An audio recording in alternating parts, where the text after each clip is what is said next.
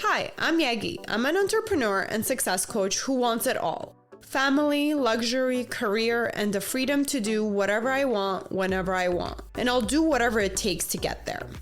I created the Yegi Project to document my journey and inspire others to do the same. My mission is to change the world by influencing and leading others to do what they love and live fulfilled lives. Hello. Welcome back to the Yegi Project.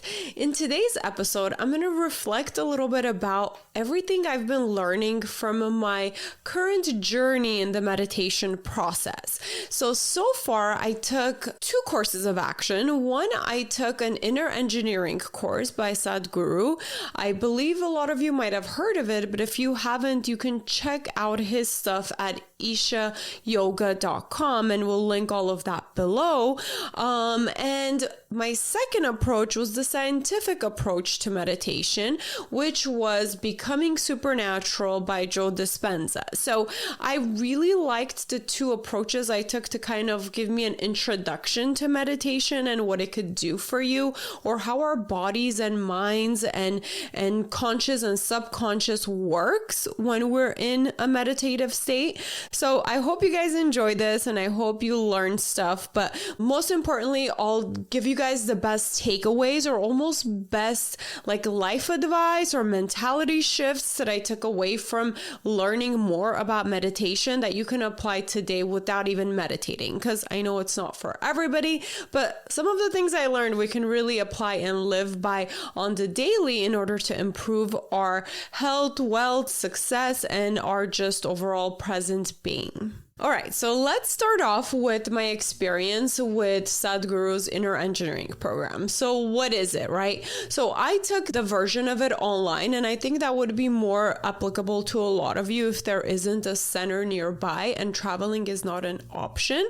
But online was an option for me to take an Inner Engineering course. The summary of that course is, and I hope I'm not messing it up, but this is just purely my experience and how I saw it. But you guys should definitely look into it yourself and see how you think about it. But for me, the inner engineering course was basically shifting, first learning about meditation and what it is, what it could do for you health-wise and manifestation-wise, but also shift of kind of your mentality and the way we think of life, right? The main takeaway, which was kind of new for me, was that we're all connected, right? We kind of know that, but we also tend to forget that. And I think if we truly take this lesson to core and really believe it, everybody can benefit. So, and it also kind of reminded me of Avatar, how we're all connected, the tree of life. And I thought, it was cool. I wonder if all of this is the meditative state where people were at when they thought about this cool creative ideas. But anyways, that was just my side thought. But the moral of the story is that we're all connected. So the earth, the planet, the universe, us as beings, right? We're all connected. So if we live by this statement that we're all connected, it really helps all of us be united. Instead of feeling like we need to compete, we instead decide to collaborate with our colleague or our competitor, right? Because in a world where we're all connected, basically, if I'm doing good, that means you're doing good because we're all part of this system. So just like the environment, like when the sun goes up, plants grow, we get energy, all of the ecosystem that's connected. So are we as humans to it. Sometimes we don't think about it that way, but the way they explained it in the inner engineering course really clicked for me. And I was like, I love being that way. It just feels like there's so much more room to live off of love and connectiveness and oneness with each other in humanity in the world to be able to be even just a good person, right? Or however you want to define that. But if we shift our thinking to, hey, we're all connected in some way or form, we're going to be more pure and we're going to be more nice and gentle towards the people around us. Something else that I learned in an inner engineering course that I found was so kind of cool and fascinating. There was a section where he was talking about the sound, like, the sound that we hear in meditation, or maybe we like just have heard it and we make fun of it when we want to relax. We go, So that sound, I never knew like the core root of it or what it sounds like. And this is what they explain. So literally, if we are to take our tongue out, so if we don't have a tongue, that's a natural sound that we can still make. And I was like, oh, really? Is that how it is? So if I'm not using my tongue to talk, I'm basically just opening and closing my mouth. That's literally the sound that comes out. And that's what you're supposed to do, is you're supposed to open and close your mouth as you're breathing in and out to make that sound. It actually happens more when you're breathing out, right? So I was like, oh, that's kind of cool. I never heard of it like that. It's the universal sound of the human body that we can all make. And that's why it has, like, of course they go more in depth, but that's why it also has such a good effect on our system in order to be like healing. So to explain further, so when we're making the sound, and you can totally try it to see if you feel the vibration, and the correct way of making the sound is for you to actually focus or say the loud enough for you to feel the vibration from a little bit below your navel to the center of your chest and going up to your throat. And then it's cycling that way, right? And the way I understood it is when we're cycling that breath or that energy in our core, like in that area of our body from below our navel to our chest to our throat, this is also activating our automatic nervous system, which then it can lead to healing our bodies on its own. So we don't have to introduce extra medication or anything extra. Like our body will do its job even with something as simple as our breath working properly or as it should. So I hope that makes sense, but obviously there's a lot more to it, and I'm not an expert in this area. It's just my experience I'm telling you guys, and I hope it's interesting. And you guys, if it sparks your interest, go ahead and learn more about it. But simple practice basically of that meditation is saying 21 times a day, and doing it correctly, right? Again, I'm not going to teach it. If you want to learn about it, you should definitely learn from the professionals and the masters in this area. But so far, I just started practicing the couple of days I've been trying to be consistent. I'm going to try to actually make it part of my daily practice, then let you guys know the results. But some benefits that meditation and this type of meditation that it can have on you is it can help, again, fight against outside viruses and everything. So you probably will actually get less sick or not get sick as often, fight allergies. It can lower your blood pressure, your cholesterol. So all this cool stuff that we don't think something as simple as breath practice or meditation can do. So that was really interesting to find out that the core sound is So another thing I learned is that a cycle is about 40 days. So if you want to make something consistent part of you, you're supposed to do it 40 days consecutively. So that's a cycle.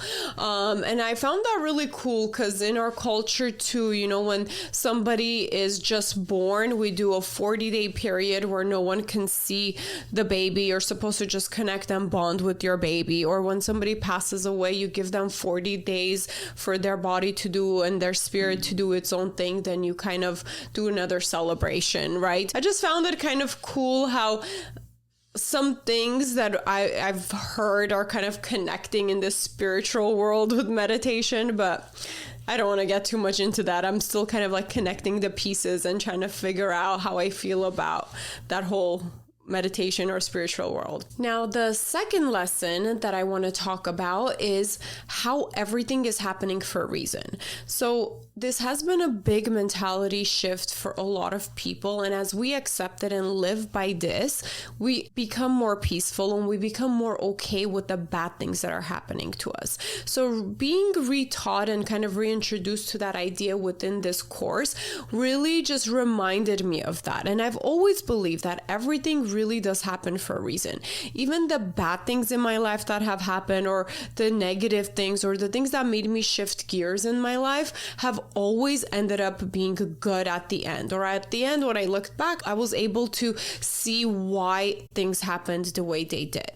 So being reminded of this, and if we all live by, okay, everything happens for a reason, we're all connected, and everything's literally puzzle pieces making you to be who you're meant to be in this world, then we're less likely to be mad and upset and angry, even with the negative states in our lives. Instead, what I personally do, and this wasn't from the course, is I like to take action that's within my control, right? And that's how I become okay with whatever's going on. Instead of dwelling and being sad about the negative things in my life, I say, okay, well, it is what it is. Like, you'll probably hear me say that a lot if you know me. I say it is what it is, because we cannot change it. At this current moment, that's what it is. We cannot change what has already happened. We can only focus on this current moment. And I think that was really cool to fully understand, is that the only moment we have control over is this present moment. And that's something I want to work on too. I want to work on being very present and just really like understanding that we cannot change the moment that just happened, and we cannot change the moment that's gonna happen. So not the past and not the future, but we can only focus on this current moment. So we can only accept currently what we're faced with or where we're at. And if we do accept that, then we're good, we're happy. That's the present, right? So that's the whole concept behind it, which I found really cool. But with all of this comes the word awareness. And I loved this word, or acceptance, right? So if we accept what's happening to us, or if we willingly accept and do what we want, we're happy. But if we're not willingly doing what we want and we're not accepting it, then we're not happy. So the goal is to, instead of just always assume that every life and everything's going to happen exactly our way, it's actually accepting the way it is. And if we do accept it the way it is and we're willing to live with that, then we're happy. Then we don't have to be upset about it. So I'll give you an example of my life that has really like changed my total mood with things, okay? So this was happening with our waking up situation with the kids. So I like to usually sleep in a little bit and get up closer to like 8 or 9. But with toddlers, their natural body, their clock, they get up between 6:30 to 7. So in the beginning, when my 2-year-old kept on waking up at 6:30, I was so mad at the world because I was not willing, or I was not accepting to get up at that time. It wasn't my choice. It was his choice to wake me up at that time. It was just not my choice. And I was just mad about it. I was grumpy. I would pull him back in bed. I would have him watch TV a little bit in bed with me, waste a bunch of time. And then I hated myself for like wasting his time by just watching TV next to me. Mom guilt will kick in. Anyways, all these negative emotions just because I wasn't accepting and I wasn't willing to wake up at that time. It wasn't my choice. It was his choice. But for some reason, at one day, like I shifted my mentality and my perspective against that time, that 6:30. And I was like, you know what? I'm going to choose to wake up at 6:30. Now it's my choice. I'm not being forced to wake up at 6:30. And literally the same thing was happening. I was still getting up at 6:30, but I was happy about it because I made the choice to wake up at that time. I think if we realize that and then just accept it, we can totally get rid of a lot of the negative experiences in our lives. We just need to accept it and be willing to make it our reality, or live in that present moment and realize, okay, this is what it is. So the wording from the training was, and again, it's like so perfectly said that everything I just said will make sense, is whatever you accept, it becomes part of you. And then you are at peace, you're happy. Whatever you don't accept, it destroys you. And if you pay attention to the things in your life, you literally will be like, oh my God, that is so true. So I might as well just accept it so I'm at peace instead of letting it destroy me. Another example that just came up for me too is your significant other or your friends that you've had for life, or your family members that, you're going to have a relationship with them. We have two choices. We can accept them for who they are. And this we've heard, but it's the same concept. We can accept them for who they are and just say, this is who they are, and choose to accept them and live with them and love them. Or we can say, I hate this, I hate that, and all the things that we don't like about that person, and we can keep complaining it, we can keep trying to change them, we can keep trying to fight it, and it will eventually destroy us. And if you've ever experienced anything like that in your life, you know this is the truth. The third lesson, and something cool that I didn't notice until it was pointed out to me within this class, is that pain is physical and suffering is mental. And I was like, oh, I never thought about it that way. So even if I'm in physical pain, I don't have to suffer, because the suffering is mental and I have a choice of how to control my mind or how to think about it, right? So that kind of put a lot of different things into perspective again. Okay, pain is physical. I can't really control that. Like if my body hurts, it hurts. But I can accept that pain and not let it cause suffering, and I don't have to dwell on it. And another thing too is, I didn't really realize this until I paid attention. Even with mosquito bites, that's how I applied it on me. So, the concept was, okay, if let's say your back hurts, if you keep thinking about, oh my God, my back hurts, oh my God, my back hurts, you keep focusing on that, your back ends up hurting more. But if you get distracted and not think about it, again, it's just a physical pain. It's not that bad. It's the suffering we cause by thinking about it more. And I was like, whoa, this is kind of cool. and then I applied it to my mosquito bites, because I noticed anytime I had mosquito bites recently, it was super itchy when I thought about it or when I even focused on it. But throughout the day when I was busy and I didn't think about it, it didn't itch, it didn't bother me. So I was like, cool, maybe this is true. So anyways, I thought that was, again, another aha moment for me through this course. I hope you guys enjoyed my feedback on it, but if you're interested, I would highly recommend taking it. I'll tell you guys from a person who's never really been into the meditation scene. The only type of meditation I've done is the super surface, guided, whatever I can find on YouTube. Nothing that felt uncomfortable or different, or that involved physical movement or different things with meditation, or even sitting in the actual cross-legged position. I've just done it laying down, anyways, so just up front, I'll be with you guys. One thing I found that was kind of weird for me, because it was unknown.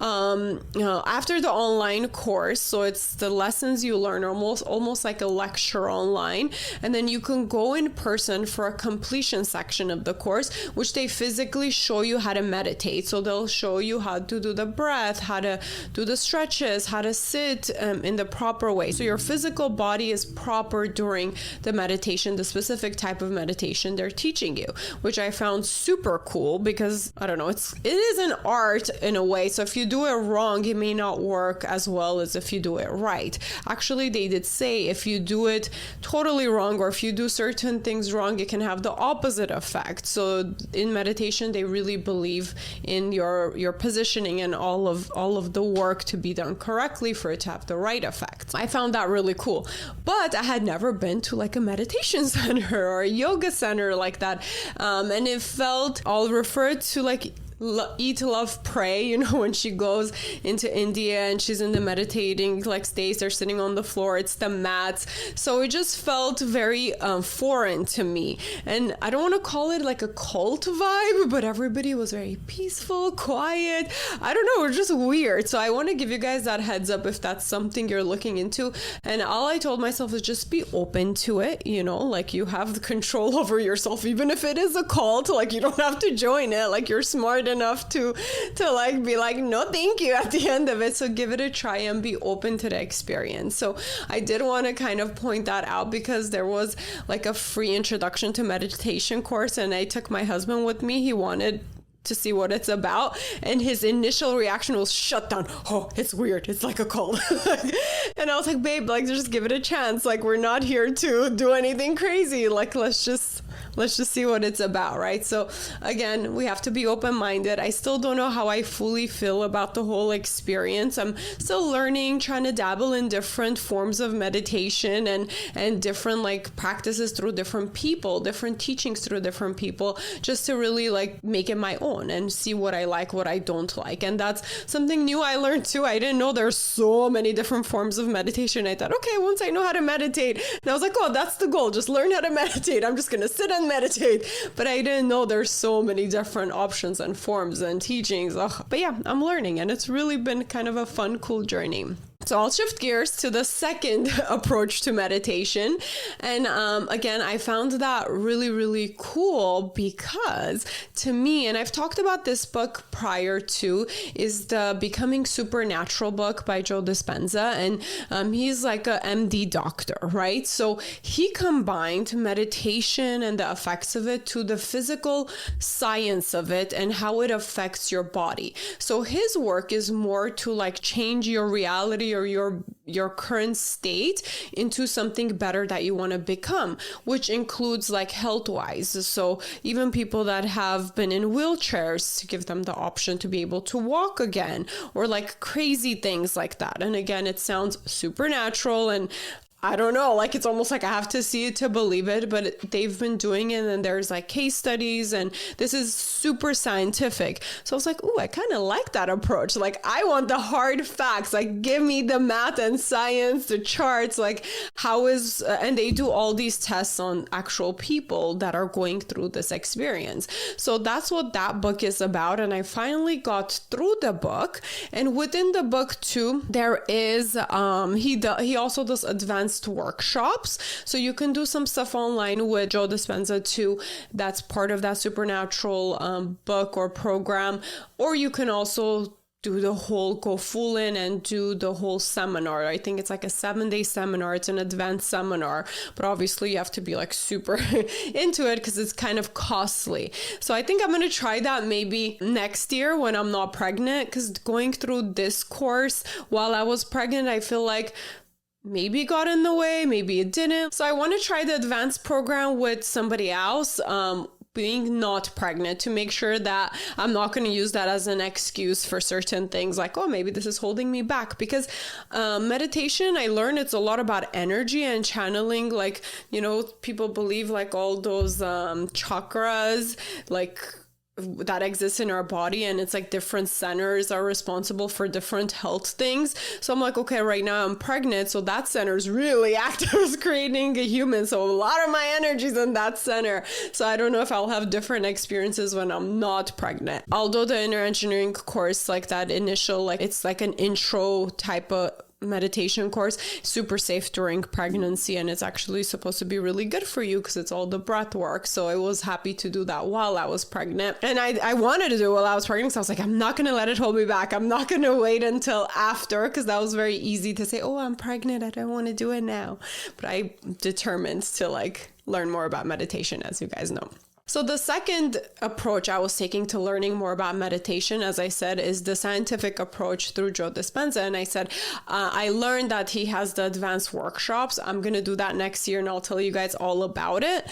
But so far, I still learned a lot about the human body and everything through just this book. Some of it was very like medical, and I don't know too much about medical terms, but I was still able to follow and learn a lot about my body and how the meditation works, the states we're in, the brain waves that we get in within the meditative state, and how things get absorbed in our subconscious minds. Actually, a lot of advertisers know this science to it. So that's how we get programmed to even buy stuff on TV, is because they're using this tricks or these techniques to get into our mind or our subconscious minds to program us. So the whole thing with the scientific approach to it, which I loved compared to just like the inner engineering, was that throughout his advanced workshops, what he does, and again, I have to experience it to tell you guys more details, but instead of like songs, because in the inner engineering, it was like songs and mantras, it was in Sanskrit language, and I have no idea what it means. I'm just going with it, singing, but I'm like, what am I really saying or singing?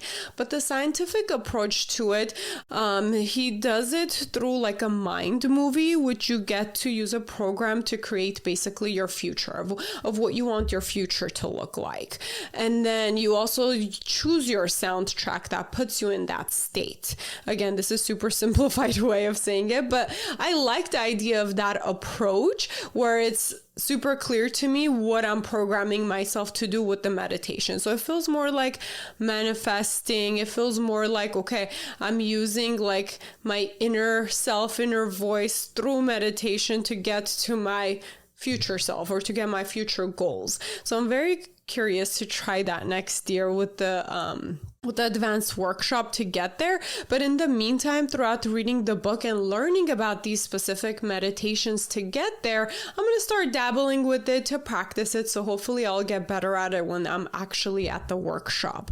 But if you read the book, he also has these meditations guided online on his website that you can purchase and only do the guided meditation now for whichever specific reason you want. Again, one main thing that I learned from this book too was how if our heart and our brain is coherent, they're working together, our heart and our minds, our whole system works better. And again, that's how the automatic immune system can work better, and we can heal ourselves through like certain things instead of getting really sick, even things like cancer. So it was really cool like seeing the hard facts of the science and how everything is connected through this book. Okay, so I'm going to refer to my notes for this because like I said, some of the stuff was scientific and I'm still learning about it, so I don't feel like I can smoothly talk about it without referring to my notes.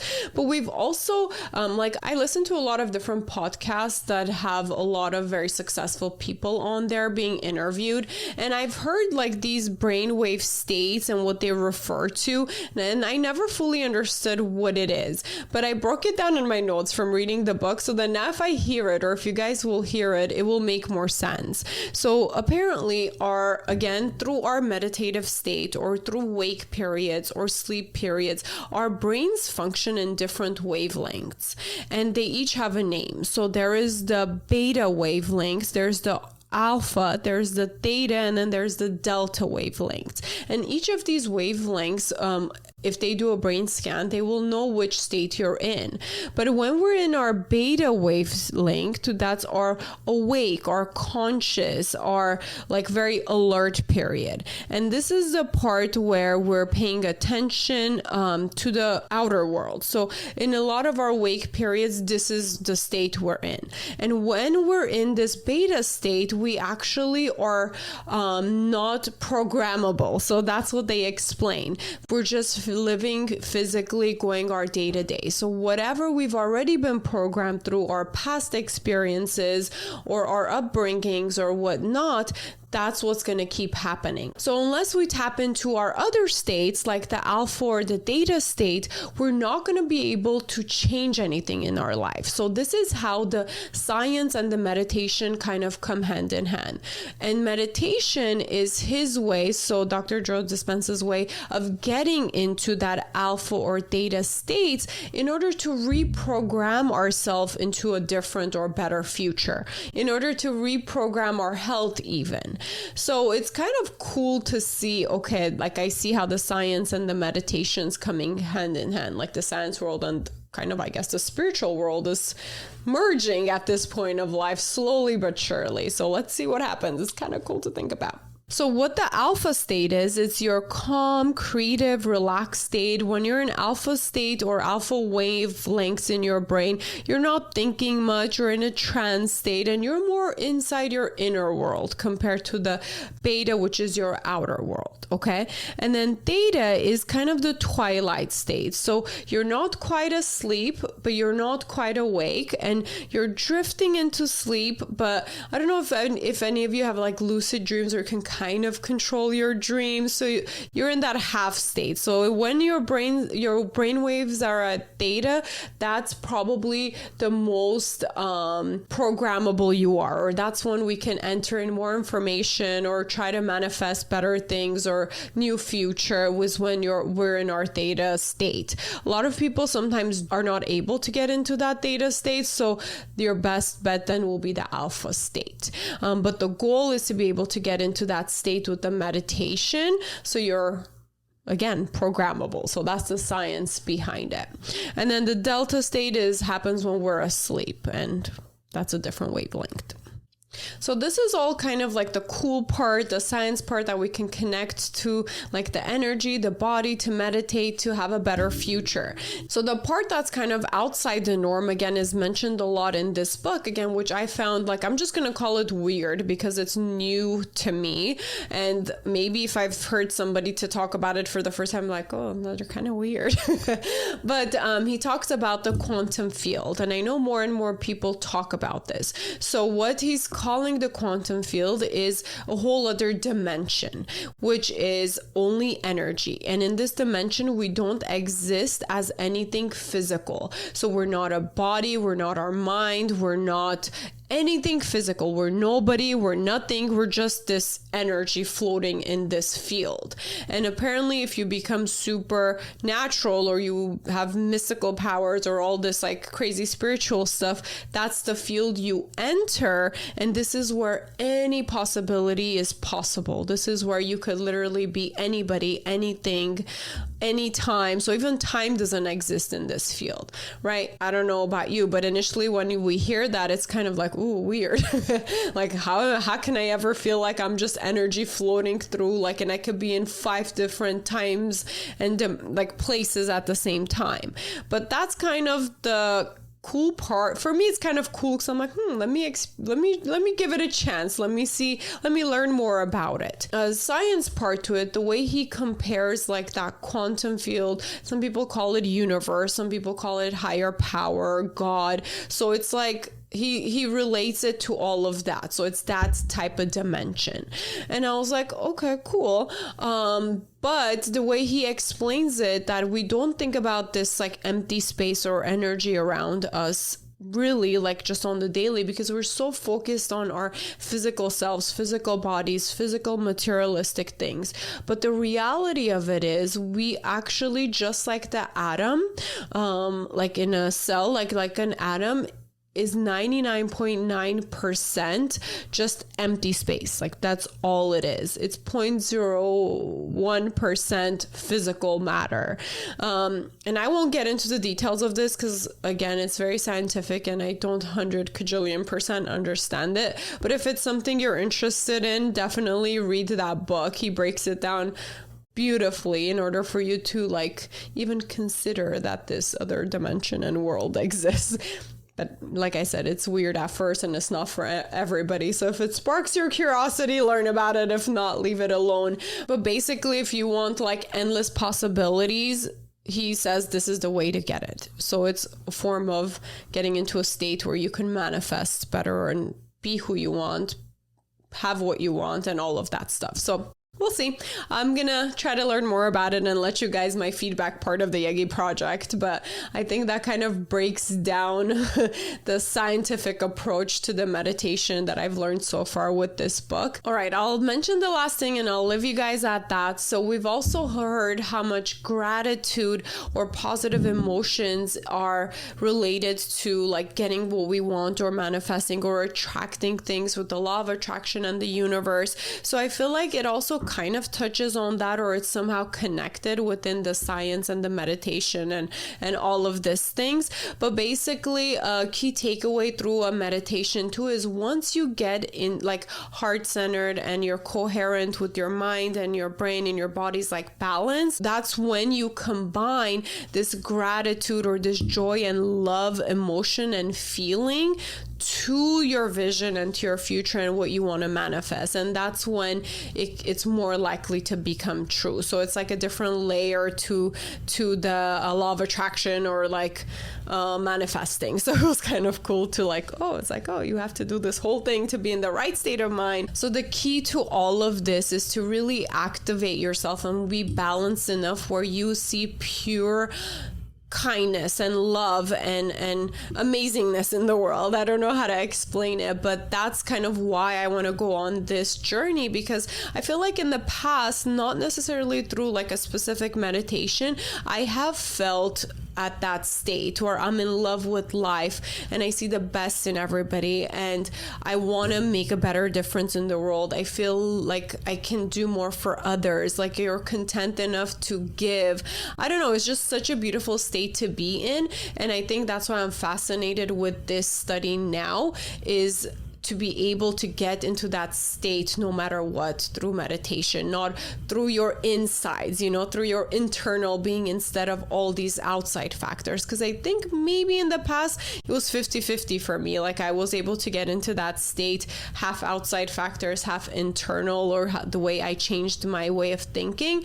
But anyways, so that's the journey. I hope you guys enjoy and took away some cool facts or something interesting from this podcast. But let me know what you think. Let me know if you meditate or what your experiences have been with meditation.